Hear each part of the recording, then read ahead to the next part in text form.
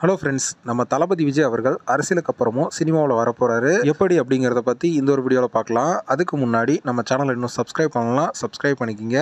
வாங்க வீடியோக்குள்ளே போகலாம். தளபதி விஜய் அவர்கள் தமிழக வெற்றி கழகம் அப்படின்னு அரசியல் கட்சி ஆரம்பித்து 2026 எலெக்ஷனில் நிற்க போகிறாரு. ஸோ இதனால் தளபதி 69 தான் எனக்கு கடைசி படம் அப்படிங்கிற மாதிரி அறிவிச்சிருந்தாரு. அதை தொடர்ந்து ரசிகர் எல்லாருமே அப்செட்டில் இருந்தாங்க.